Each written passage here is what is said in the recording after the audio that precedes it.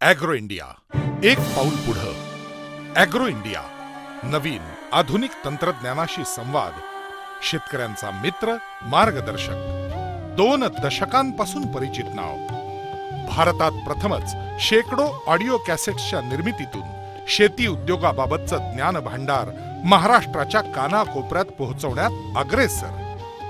तर व्हिडिओ कॅसेट्सच्या दृकश्राव्य माध्यमातून शेती तंत्रज्ञानाबाबत विविध भाषातून भारतभर लोकप्रिय आणि माहितीपर लघुपटाद्वारे जवळीक साधणारे फक्त ॲग्रो इंडिया.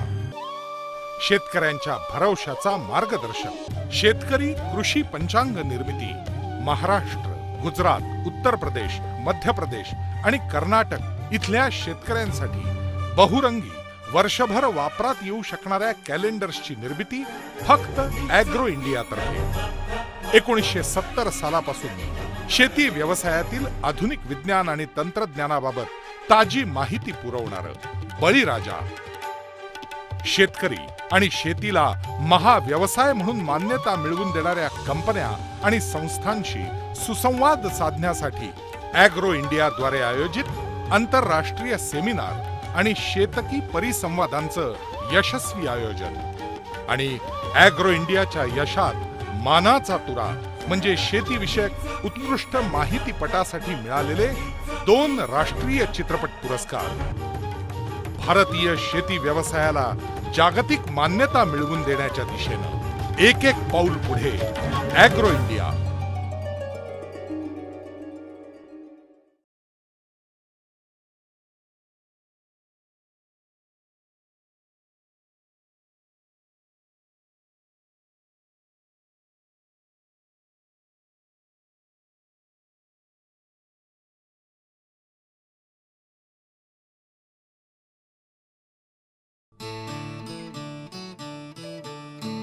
आलं. बाहेर धो धो पाऊस आहे, हवेत गारवा आहे. अशा वेळी आलं घालून केलेल्या गरमागरम चहाचा कप हातात यावा. आहा, घोटा घोटा बरोबर कशी पोटात ऊब पसरत जाते, एकदम तरतरी येते. आल्याचे असे किती म्हणून गुण सांगावेत. आजारपणामुळे तोंडाची चव गेलेली आहे, भूक मेलेली आहे. थोडंसं आल्याचं चाटण चाखा, जीभ खवळेल, भूक जागून उठेल, पचन सुधारेल. प्रवासाला जायचंय पण गाडी लागते, मळमळतं. अहो मग उपाय आहे ना. गाडीत बसण्यापूर्वी थोडंसं आल्याचं चाटण चघळायचं. नंतर दर 4 तासांनी आलं थोडंसं चावायचं किंवा एखादं आल्याचं बिस्किट खायचं. मळमळ पळून जाईल. सर्दी खोकल्यानं बेजार, अहो मग सुंठीचा काढा घ्या, झटपट आराम मिळेल. आजीबाईच्या बटव्यात आल्याचे आणि आलं वळवून केलेल्या सुंठीचे असे कितीतरी उपयोग आहेत. शरीराला ऊब देण्याचा आल्याचा गुण परदेशी लोकांनाही भावतो. थंडीच्या मोसमात ऊब देणारे जिंजर वाईन हे तिकडचं एक लोकप्रिय पेय आहे.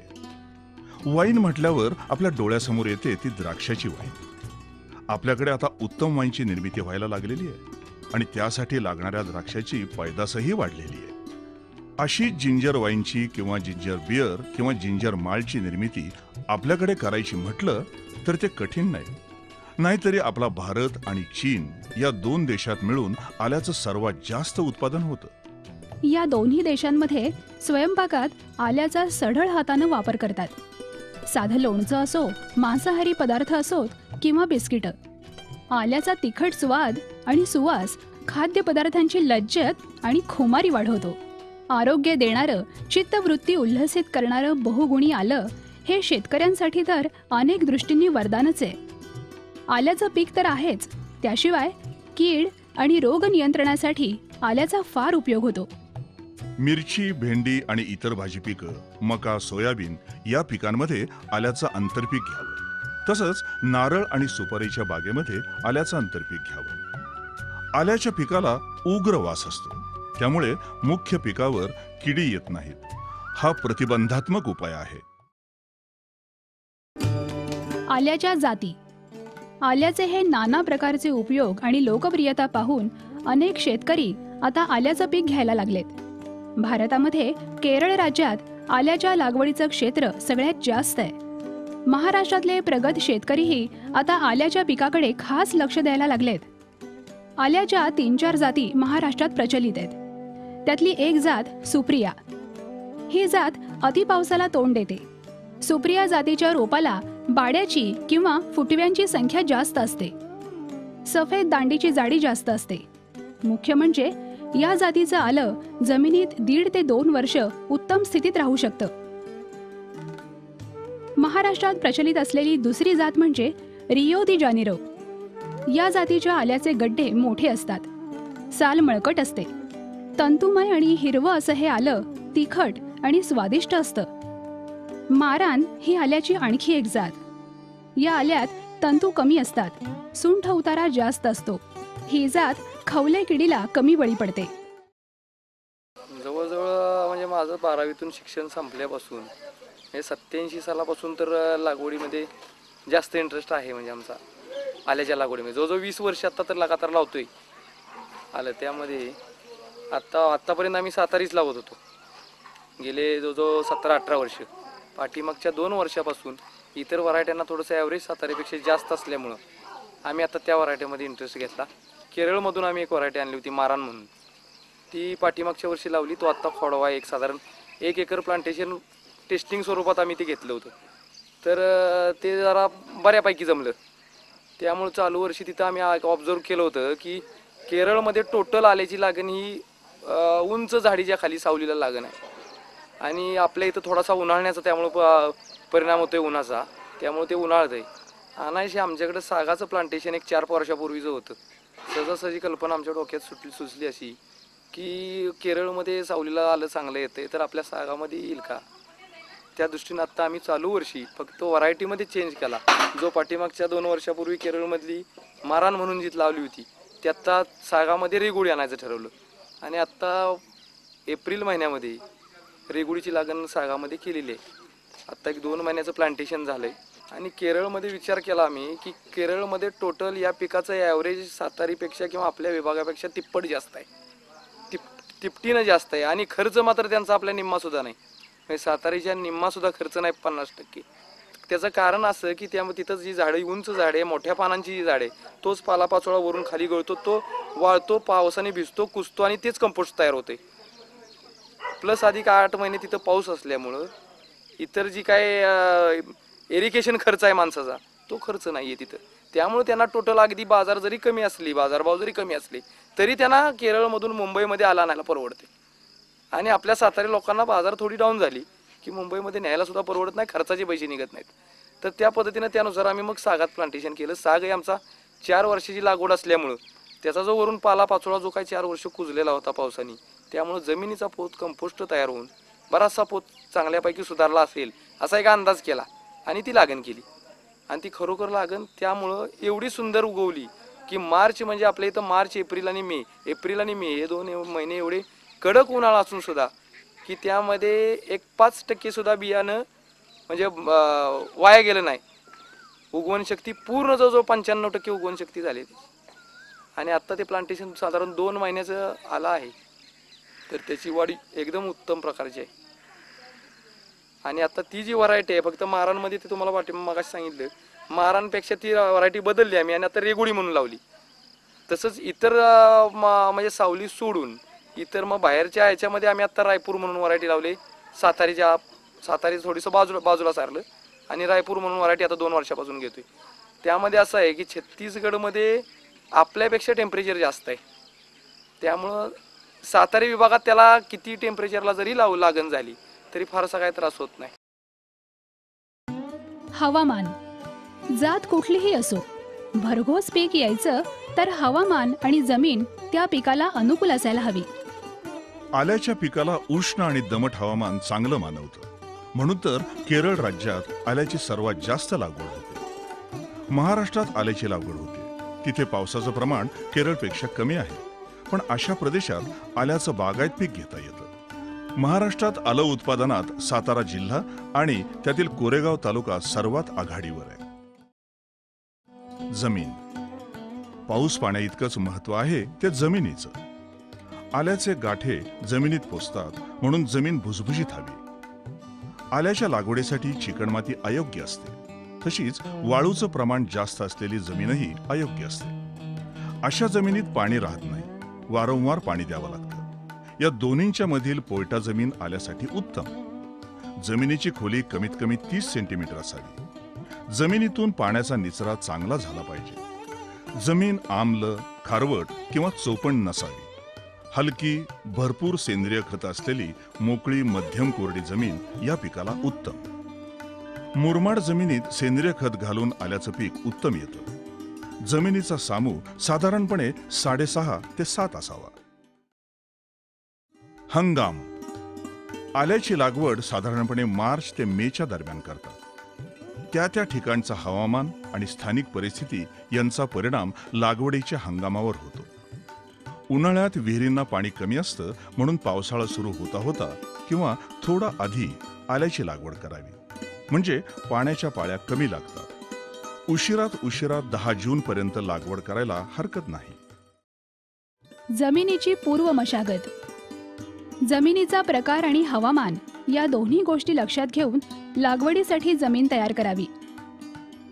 जास्त पावसाच्या डोंगराळ प्रदेशात जमिनीची धूप होणार नाही याची काळजी घ्यावी. जमीन कमीत कमी खोदावी. मैदानी प्रदेशात जमीन उभी आडवी खोल नांगरावी.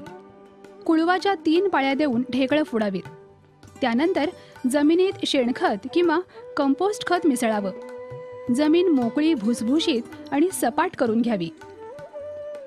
बहुवर्षीय तणांच्या काड्या आणि दगड वेचून बाजूला काढावेत. त्यानंतर रान बांधणीच्या वेळीच स्फुरद आणि पालाश ही रासायनिक खतांच्या स्वरूपात जमिनीला द्यायची. त्यांचं प्रमाण आहे 1 हेक्टरला 35 किलो स्फुरद आणि 35 किलो पालाश. अशी जमिनीची मशागत झाली की लागवडीसाठी वाफे तयार करायचे. आपण आता ज्या क्षेत्रात उभा आहे ते क्षेत्र 5 एकराचा प्लॉट आहे आल्याचा. ह्याची लागण 25 मे 2006 साली केलेली आहे. आणि ह्याची लागण करत असताना आपण 12 इंचाच्या पाभारे आहेत. त्या 12 इंचाच्या पाभारेनं 4 फणी आवत आहे.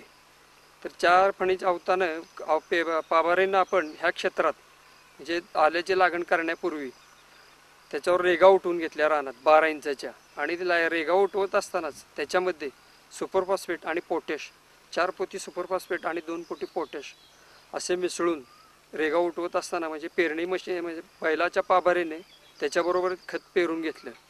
आणि अशा पद्धतीनं आल्याची लागण सुरू केली. आल्याची लागण सुरू करताना आपल्याला 1 एकरामध्ये सरासरी 1200 ते 1300 किलो बी लागतं. लागवडीची पद्धत. आल्याची लागवड करण्याच्या 3 पद्धती आहेत. मैदानी प्रदेशात सपाट वाफे पद्धतीनं रान बांधणी करतात. यासाठी 2 बाय 1 मीटर किंवा 3 बाय 1.5 मीटर या आकाराचे सपाट वाफे तयार करतात. बेण्याच्या ओळींमध्ये 20 ते 25 सेंटीमीटर अंतर ठेवतात. 2 बेण्यांमध्ये 30 सेंटीमीटर अंतर ठेवतात. पावसाचं जास्तीचं पाणी वाहून जाण्याच्या दृष्टीनं सरी वरंबा या पद्धतीनं आल्याची लागवड करतात. 45 सेंटीमीटर अंतरावर सरी काढून वरंब्याच्या दोन्ही बाजूंवर बेणं लावतात. चिकण मातीच्या भारी जमिनीत रुंद वरंबा म्हणजे गादी वाफा या पद्धतीनं आल्याची लागवड करतात. हा गादी वाफा लांबीला 3 ते 5 मीटर, रुंदी 120 सेंटीमीटर आणि उंचीला 12 सेंटीमीटर इतका ठेवतात. म्हणजेच लांबीला 10 ते 15 फूट, रुंदीला 4 फूट आणि उंचीला 5 इंच इतका ठेवतात. बेण्याची निवड आणि बेणं. लागवडीसाठी खात्रीच्या ठिकाणाहून बेणं खरेदी करावं किंवा स्वतःचं बेणं वापरावं. ठसठशीत निरोगी मातृकंदापासून बेण्याचे तुकडे वेगळे करावेत. प्रत्येक तुकडा कमीत कमी 3 ते 5 सेंटीमीटर लांबीचा आणि 20 ते 30 ग्रॅम वजनाचा असावा. प्रत्येक तुकड्यावर कमीत कमी 1 निरोगी डोळा असावा. मार्चच्या पहिल्या आठवड्यात बियाणं निवडून ठेवावं. त्याला 22 टिन किंवा क्लोरोपायरिफॉसची प्रक्रिया करून थंड हवेशीर जागेत ढेपून ठेवावं.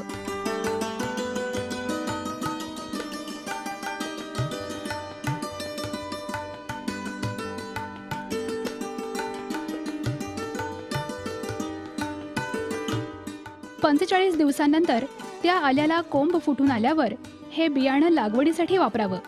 लागवडीसाठी वेगळे केलेले तुकडे ओलसर स्थितीत सुकण्यासाठी ठेवावेत. त्यामुळे त्यांची उगवण लवकर आणि चांगली होते. या व्हरायटीचं आपण जे सिलेक्शन केलेलं आहे ते व्हरायटीचं नाव आहे सुप्रिया आणि या वाणाला साधारणतः 7 ते 8, 9 असे डोळे येतात आणि हे बी लागवण्याजोगं आहे. ह्याचे जे अंकुर जे फुटलेले असतात डोळे लागवडीकरता योग्य आहेत. हे 1, 2 आणि 3, 4 हे डोळ्यांची संख्या ही जी आहे आणि हे लागवडीसाठी उपयुक्त आहे. या सुप्रिया व्हरायटीची जी निवड आम्ही जी केलेली आहे लागवणीकरता त्याचं मुख्यतः कारण असं आहे की याचा खोडवा जास्त काळ टिकतो. हे रोगाला प्रतिबंधक असं आहे कारण की याच्यामध्ये आल्यामध्ये गराचं प्रमाण जास्त आहे. तसंच या आल्यामध्ये तेलाचं प्रमाणसुद्धा जास्त आहे. लागवडी करताना जी आपण कंद 25 ते 35 ग्रॅमचं जे आपण कुडी लावतो तिला साधारण 35 ते 30 या प्रमाणे बांड्या निघतात म्हणजे डोळे फुटतात आणि त्यामुळे रोगाला कमी रोग बळी पडतं आणि उत्पन्न अधिक निघतं. या आल्यामध्ये तेलाचं आणि गराचं प्रमाण जास्त असल्याकारणाने वजनालाही उपयुक्त ठरतं. त्यासाठी ह्या जात व्हरायटीची आम्ही निवड केलेली आहे. हे जे आपणास दिसतंय कंद आणि आतल्या गराचं प्रमाण हे जाडसर आहे. पण ही व्हरायटी अति पाऊस झाला तरी प्रतिकूल परिस्थितीमध्ये प्रतिबंधक त्याला ते स्वतःच त्याची ताकद जास्त असल्याकारणाने रोगाला बळी पडत नाही. वरील रोगसुद्धा बांड्यांचं प्रमाण जाड आणि पानांचा आकार थोडासा जाड असल्याकारणानं बाकीचेही रोग व्यवस्थित कंट्रोलमध्ये राहतात. बीज प्रक्रिया. लागवडीच्या वेळी रोगट आणि सडलेलं बेणं काढून टाकून निरोगी बेणं तेवढं घ्यावं. जमिनीत लावलेलं बेणं सडू नये म्हणून त्यावर बीज प्रक्रिया करावी लागते. त्यासाठी 0.1% मर्क्युरी क्लोराईडचं द्रावण करावं किंवा 200 लिटर पाण्यात 50 मिलीलिटर क्लोरोपायरिफॉस अधिक 20 ग्रॅम इमिसान टाकून द्रावण करावं आणि 15 ते 20 मिनिटं बेणं त्यात बुडवून ठेवावं. लागवडीसाठी आल्याचं बेणं 1 हेक्टरला 1500 किलोग्रॅम म्हणजेच दर एकरी 600 किलोग्रॅम इतकं लागतं.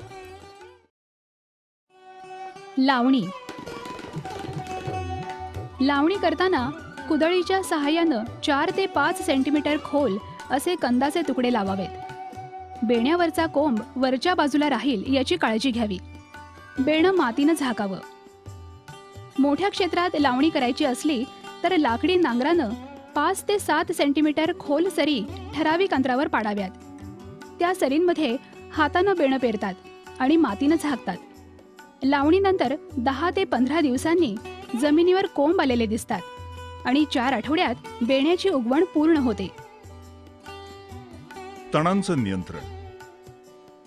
आल्याच्या बेण्याची उगवण हळू होत असल्यामुळं तण वाढायला चांगला अवसर मिळतो. जमिनीतला ओलावा, मोकळी जमीन आणि उष्णता तणांच्या वाढीला पोषक असते. म्हणून पिकाच्या सुरुवातीच्या अवस्थेत तणांचं नियंत्रण करणं गरजेचं असतं. बेण्याची लावणी झाल्यानंतर लगेच जमिनीवर आच्छादन पसरलं तर तणांच्या वाढीला प्रतिबंध होतो. आच्छादनाचे इतर फायदे म्हणजे जमिनीतला ओलावा टिकून राहतो, कोळ्या कोंबांचं उन्हापासून संरक्षण होतं, शिवाय जास्त पावसामुळे जमिनीची होणारी धूप रोखली जाते. आच्छादनासाठी केळीची पानं, गवत, झाडांची पानं किंवा काड्या वापरतात. आल्याच्या पिकात निंदण फार काळजीपूर्वक करावं लागतं. जमिनीत वाढणाऱ्या कंदांना धक्का न लावता तण उपटावं लागतं. काही शेतकरी तणांचं नियंत्रण करण्यासाठी तणनाशकांचा वापर करतात. 15 लिटर पाण्यात 20 मिलीलिटर ऑक्सिगोल्ड हे तणनाशक मिसळून फवारणी करतात. खोडव्याच्या पिकाचं नियोजन करत असताना पाण्याची कमतरता कमी असल्यामुळे आपण या सगळ्या क्षेत्रामध्ये पाचट टाकून ऊसामधली पाचट काढून घेऊन पूर्ण क्षेत्रातले हे आल्याचं पीक सगळं झाकून ठेवलेलं आहे. आणि झाकून ठेवलं असल्यामुळे 2 गोष्टीचा फायदा फार झाला. याच्यातला एक पहिला महत्त्वाचा फायदा म्हणजे आपण दिलेलं पाणी जे आहे त्या पाण्याची पूर्ण धूप थांबली, त्यामुळे जमीन व्यवस्थित वापसा कंडिशनवर राहिली. आणि दुसरी गोष्ट म्हणजे ह्याच्यामध्ये तण बिलकुल उगून आलं नाही, म्हणजे भांगरणीचा खर्चही मोठा झाला, पाण्याचंही काम कमी झालं. त्याचे 2 मोठे फायदे झाले याच्यातले. आणि त्याचा आता तुम्ही जर बघितलं तर मल्चिंग केलेला आल्यातलं खोडवा एकदम एक नंबरच दिसते, तुमच्या लक्षात येईल म्हणजे आता बघितल्यामुळे. अंतर्मशागत. पावसामुळे वरंब्याची माती वाहून जाते किंवा दबते, त्यामुळे बेणं किंवा नवीन कंद उघडे पडतात. अशा वेळी मातीची भर घातली की ते झाकले जातात आणि झाडांना रोपांना आधार मिळतो. सातारा जिल्ह्यातले शेतकरी सप्टेंबरच्या पहिल्या आठवड्यात उटाळणी करतात. उटाळणी म्हणजे लांब दांड्याच्या खुरप्यानं केलेली खोल खुरपणी. उटाळणीमुळे तंतुमय मुळ्या तुटून नवीन फूट येते. कंदाभोवतीची माती भुसभुशीत झाल्यामुळे कंदांची वाढ चांगली होते. उटाळणीनंतर पिकाला पाण्याचा किंचित ताण द्यावा, त्यामुळे नवीन फूट येण्यास मदत होते. लागवड केल्यापासून 6 ते 7 महिन्यांनी आल्याला फुलाचे कोंब म्हणजे हुरडे बांड येऊ लागतात. त्यापूर्वी उटाळणी करायला हवी. त्यानंतर मात्र आल्याला नियमित पाणी देणं आवश्यक असतं. खत व्यवस्थापन. भरघोस पीक हवं तर तसंच खत पण घालायला हवं. रासायनिक खतांचं वेळापत्रक सांभाळायला हवं. स्फुरद, पालाश आणि आल्यासाठीचं मिश्र खत हे लागवडीपूर्वीच घालायला हवं हे आपण पाहिलंच आहे. लागवडीनंतर 6 आठवड्यांनी नत्र दर हेक्टरी 35 किलो, 8 आठवड्यांनी जिंजर मिक्सचर, 12 आठवड्यांनी पुन्हा नत्र 40 किलो असं रासायनिक खतांचं कोष्टक किंवा वेळापत्रक आहे. 15 ते 20 दिवसात आल्याचे कोंब दिसायला सुरुवात होते. आल्याचे कोंब दिसायला सुरुवात झाल्यानंतर त्याच्यामध्ये एकदा साधारणतः जमिनीच्या वर आलं दिसायला लागलं सगळं की आपण एक युरियाचा त्याच्यावर साधारणतः एकरी 10 किलो असा युरिया टाकून देतो. हात 1 महिन्याचा कालावधी गेल्यानंतर युरियाचा पुन्हा एक स्प्रे करतो आपण त्याच्यावर थोडा प्रमाणात घालून. म्हणजे एका पंपाला 15-20 ग्रॅम युरिया टाकतो पंपामध्ये आणि पाण्याचे लिक्विड तयार करून त्याचे स्प्रे घेऊन अशा पद्धतीने आल्यात आपण तयार करून घेतो. त्यापूर्वी एक भांगलण होऊन जाते. म्हणजे खुरपणीचा जो कालावधी आहे, आलं दिसायला ओळी तयार लागल्या त्याच्यामध्ये हात कोळप्यानं आपण भांगलणीच्या ऐवजी ते हात कोळपं चालवून एक भांगलणीचं काम सगळं पूर्ण व्यवस्थित करून घेतो. त्याच्यात 2 फायदे तयार होतात. म्हणजे उगवलेले कोंब असतात त्याला थोडीशी मातीची भर लागली जाते आणि मधलं जे सगळं पिकामध्ये थोडं बारीक बारीक जे गवत उगवून येतं त्याच्या कोळप्याच्या सहाय्याने सगळं निघून जातं. म्हणजे जिथं आपला भांगलणीचा खर्च मोठ्या प्रमाणात तयार होतो तो सगळा ह्याच्यामध्ये वाचला जातो आणि कमी वेळेत काम जास्ती तयार होतं. त्याच्यामुळे एवढा मोठा फायदा होतो याच्यात. आल्याच्या उंची साधारणतः 1 फुटापर्यंत ज्या वेळेला सुरू होते त्यावेळेला असणाऱ्या पिकातल्या कमतरता ज्या प्रमाणात ज्याची पानांची संख्या असेल त्या प्रमाणात लागणारं त्याला मायक्रोन्यूट्रियनचे स्प्रे असतील ते त्या प्रमाणात दिले जातात. जैविक खतं. रासायनिक खतासोबत आल्याच्या पिकाला ॲझोटोबॅक्टर किंवा ॲझोस्पिरिलम ही जैविक खतं दिल्यानं प्रति हेक्टरी 75 किलोग्रॅम नत्र दिल्या इतकं आल्याचं उत्पादन मिळतं आणि 25 किलोग्रॅम नत्राची बचत होते. सूक्ष्मद्रव्य.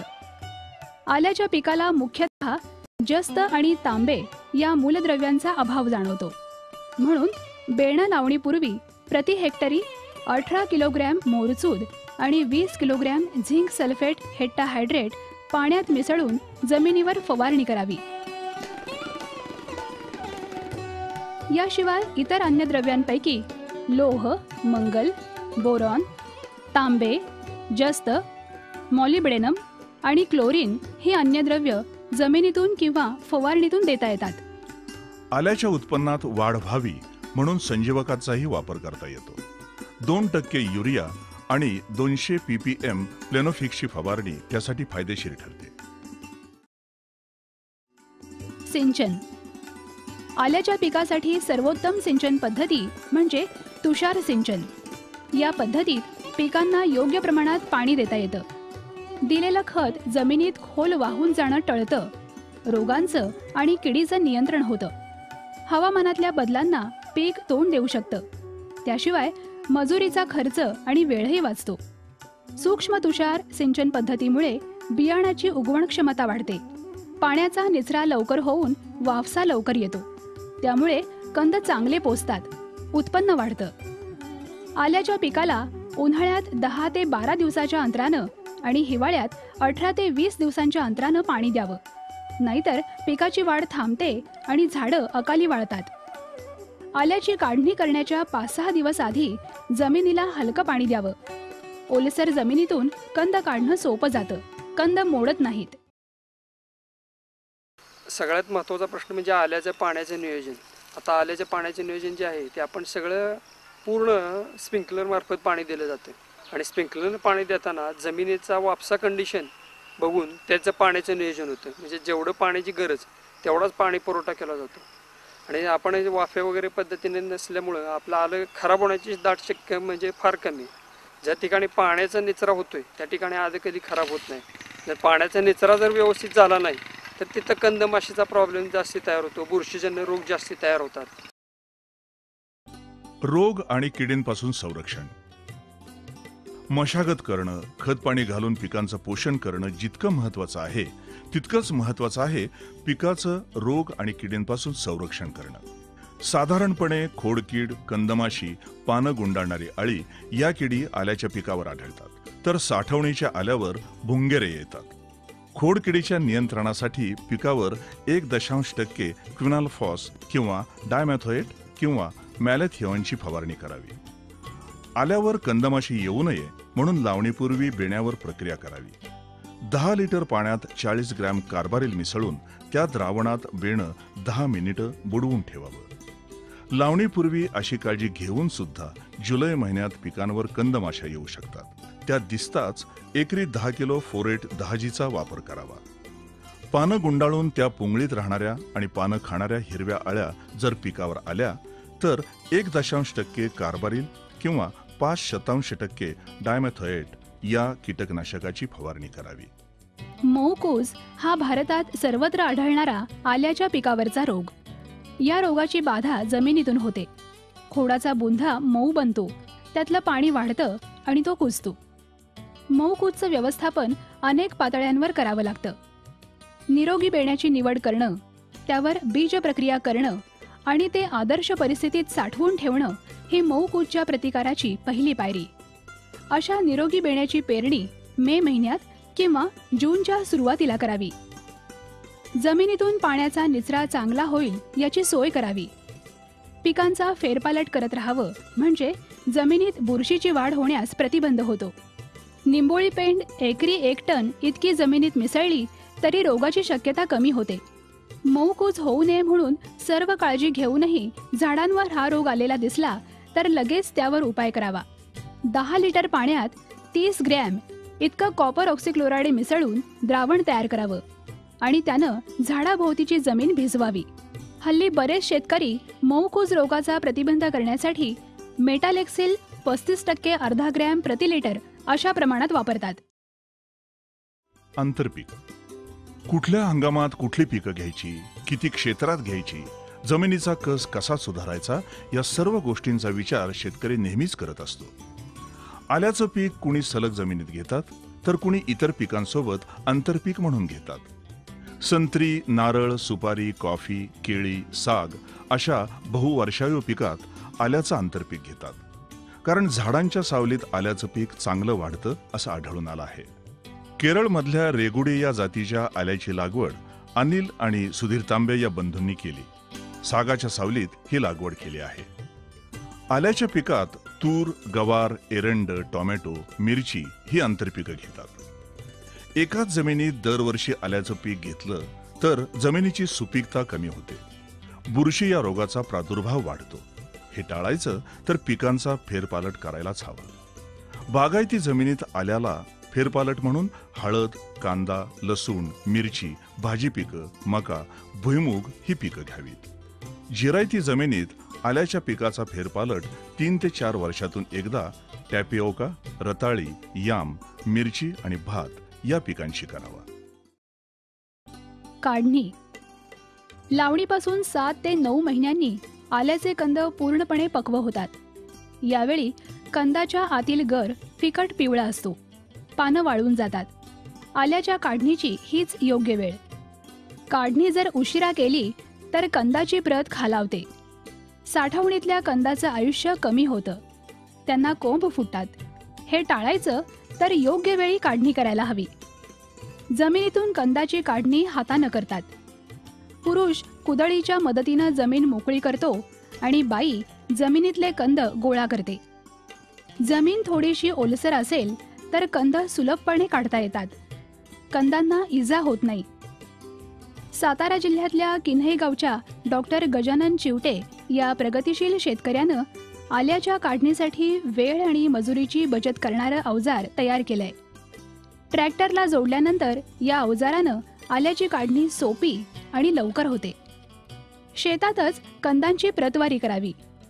जमिनीतून काढल्यावर कंद लागलीच पाण्यानं स्वच्छ धुवावेत. त्यानंतर सोडियम हायपोक्लोराईडच्या 100 ppm इतक्या तीव्रतेच्या द्रावणात ते कंद 10 सेकंद बुडवून काढावेत. त्यामुळे सूक्ष्म जंतूंमुळे होणारं नुकसान कमी होतं. त्यानंतर लगेच कंद वाळवावे लागतात. उन्हात जास्त वेळ ठेवू नयेत, त्यामुळे कंदातला ओलावा कमी होतो, कंद आकसतात. चांगले पोसलेल्या मर्यादित फांद्यांच्या कंदांना चांगला भाव मिळतो. त्यांची निर्यात होऊ शकते. निर्यातीसाठी अयोग्य असे कंद स्थानिक बाजारात विकता येतात. आल्याचं उत्पादन. आल्याचं उत्पादन जात आणि हवामान यावर अवलंबून असतं. जर पिकाचं योग्य व्यवस्थापन केलं तर प्रति हेक्टरी 40 टनांपर्यंत आल्याचं उत्पादन घेता येतं, असं शेतकऱ्यांचं म्हणणं आहे. भारतात आल्याचं सरासरी उत्पादन प्रति हेक्टरी 7 ते 10 टन आहे आणि आल्याच्या जातीनुसार आल्याचं उत्पादन 15 ते 25 टनांपर्यंत मिळतं. महाराष्ट्रात प्रति हेक्टरी 10 ते 15 टन आल्याचं उत्पादन मिळतं आणि ताज्या आल्यापासून 18 ते 25% सुंठीचं उत्पादन मिळतं. बेण्याची साठवण. आल्याच्या काढणीनंतर सर्वात महत्त्वाची क्रिया म्हणजे पुढील हंगामासाठी बेणं साठवून ठेवणं. काही शेतकरी शेतात आलं न काढता तसंच ठेवून लावणीच्या वेळी काढतात, पण त्यामुळे जमिनीत बाष्प तयार होऊन कंद नासण्याची शक्यता असते. बेण्यांच्या साठवणुकीच्या वेगवेगळ्या पद्धती असल्या तरी सातारा भागात बेण्यासाठी निवडलेले ठसठशीत सुदृढ संपूर्ण निरोगी आल्याचे कंद 0.075% क्विनॉल फॉस आणि 0.3% मँको झेपच्या द्रावणात बुडवून 30 मिनिटं सावलीत निथळत ठेवतात. त्यानंतर थंड जागी सावलीत प्रथम वाळू आणि त्यावर पालापाचोळा पसरतात. चांगले पोसलेले गड्डे फण्यांसहित निवडून राख आणि वाळूच्या थरामध्ये त्याची रास रचतात. त्यावर पालापाचोळा घट्ट दाबून ही आढी शेणा मातीनं लिंपून टाकतात. या पद्धतीत 15 ते 20% बेणं सडून वाया जातं. बाजारभाव. जीवापाड खपून काढलेल्या उत्तम पिकाला तसाच भाव मिळावा असं प्रत्येक शेतकऱ्याला वाटतं. त्यासाठी बाजारभावाच्या चढ उतारावर लक्ष ठेवावं लागतं. पीक तयार झालं असूनही जर बाजारात भाव कमी असेल तर आल्याची काढणी लांबणीवर टाकणं शक्य आहे. या काळात आलं जमिनीतच उत्तम राहावं म्हणून आल्याच्या वाळक्या पानांनी जमिनीला मल्चिंग करावं. त्यावर पाचट कुजवणारे जीवाणू घालून आच्छादन करावं. पाचट लवकर कुजवण्यासाठी युरिया किंवा सुपरफॉस्फेट टाकावं. पाचटामुळे जमिनीतला ओलावा टिकून राहतो, पाण्याची बचत होते आणि तणाचा प्रादुर्भाव कमी होतो. जमिनीतलं पक्व आलं चांगल्या स्थितीत राहतं. सातारा जिल्ह्यातले एक शेतकरी डॉक्टर गजानन चिवटे यांनी अशीच एकदा बाजारभाव चढण्याची वाट पाहायचं ठरवलं. आल्याचं पीक जमिनीतच सांभाळून ठेवलं आणि मग भाव वर गेल्यावर जेव्हा त्यांनी काढणी केली तेव्हा आलं आलं आलं आलं वैभव चालून आलं असा फायदा त्यांना आल्याच्या पिकानं करून दिला. शेतीच्या प्रगतीसाठी प्रयत्न केले तर शेतकऱ्याचीही प्रगती होईल हा त्यांचा विश्वास सार्थ ठरला. मेहनत करायची शेतकऱ्याची नेहमीच तयारी असते. नैसर्गिक संकटांशी लढत परिस्थितीवर मात करण्याची जिद्द तो नेहमीच बाळगून असतो. वाहतूक, मजूर, यंत्र वेळेवर न मिळणं यासारख्या भौतिक अडचणींनाही शेतकऱ्याला नेहमीच तोंड द्यावं लागतं. कधी कधी मेहनत वाया जाते, पण काही शेतकरी यातूनही मार्ग काढतात, स्वतःला स्वयंपूर्ण बनवतात.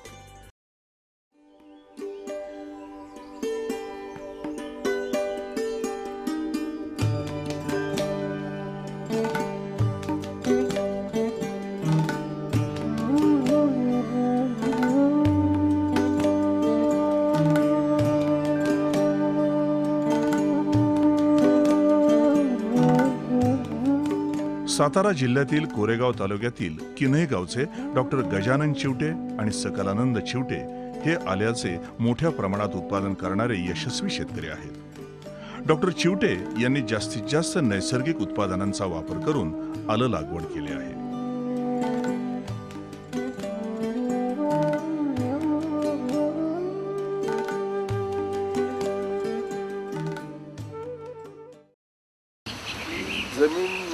करण्याकरता पहिल्या वर्षी हरभऱ्याचं पीक जर घेतलं तर जमीन ढास कडक अशी तयार होती आणि ढास कडक जमीन एकदा तयार झाली की तिची मेहनत करताना खोल अशी नांगरली जाते आणि अशी ढेकळ ढेकळ ढेकळ असे खडे खडे तयार होतात. मग खड्यात असलेली बारमाही जी तण आहेत, उदाहरणार्थ लवाळा, उदाहरणार्थ हरळी, ही जी बारमाही तण आहेत जी गड्डे त्या खड्यातने वाळून जातात. म्हणजे हे बारमाही तणाचा विषय संपतो. दुसरं असं की आपण ज्यावेळेला आलं लावायचं प्रत्यक्ष ज्यावेळेस आलं येतं काय त्याच्या अगोदर थोडंसं साधारण 25 किलो गंधकाची फवारणी अंतर मशागत करताना जर केली तर गंधक बुरशीनाशक आहे, गंधक जंतुनाशक आहे आणि गंधक पिकाचा अन्न आहे. तर एकच असं औषध आहे की सामान्यातल्या सामान्य माणसाला परवडेल, कमीत कमी खर्चात जास्तीत जास्त आल्याचं प्रोटेक्शन करणारं तसं ते आहे. लागणीला आपण शेणखत वापरतोच, एकरी 25 ते 30 गाड्या भरपूर होतो. कारण जमिनीच्या खाली खोलीत ते वर आल्याच्या पिकाची टेंडन्सी जमिनीतून वर येण्याची आहे. 24 तास वापसा कंडिशन पाहिजे. 1% उतार मातीचा मेंटेन करायचा, पण 1% तरी असलाच पाहिजे. म्हणजे निसर्गाचा पाण्याचा निचरा 1% होऊन जातो आणि वापसा जरी पाऊस जास्त पडत असला तरी ठराविक काळानं वापसा येतोच. अजून एक दुसरी पद्धत आहे गादी वाफेची, पण त्या गादी वाफेच्या पद्धतीत उत्पादनावर परिणाम होतो. त्या गादी वाफ्यासाठी दोन्ही बाजूनं पाठ चरी जे काढायच्या त्याच्यात जमीन जास्त गुंतती आणि मग उत्पादनावर परिणाम होतो. मग आंतरपीक घ्यायचं त्या पाटाच्या कडेनं, म्हणजे पुन्हा आल्याच्या जमिनीत माणसांची वर्दळ वाढली म्हणजे जमीन कठीण होती. मग हा त्यातला एक दोष आहे. पण एक फायदा त्यात असा आहे, त्या पद्धतीचं आलं ट्रॅक्टरनं काढता येतं. त्याला ट्रॅक्टरला अवजार केले बघा, त्याला 5 पण ठेवायचे, 2 पाटात 2 चाकं चालतात आणि का विशिष्ट खुलीवर सगळं आलं असं मोकळवून वर येतं. फक्त माणसाने वेचायचं. ते आलं काढायचा तेवढा खर्च येतो कमी, पण तो सुद्धा खर्च जर समजा पाऊस जास्त लागला, वापसा नसला तर ट्रॅक्टर चालतच नाही. खरा प्रॉब्लेम मजुरांचा असतो. आल्याला 1 किलो आलं तयार करायला काढून धुवून पोतं भरायला 1 रुपया लागतो. 1 किलो आलं खांदायचं, उकरायचं, मुळ्या तोडायच्या, स्वच्छ करायचं, धुवायचं आणि बॅग करून टेम्पोत ठेवली की 1 रुपया. हा मोठा खर्च आहे. त्यात जनरली आलं खाणारी लोक गुजरातमधले लोक सर्रास 12 महिने आलं वापरतात जेवणात. तो पॅटर्न आपल्याकडे नाही आहे.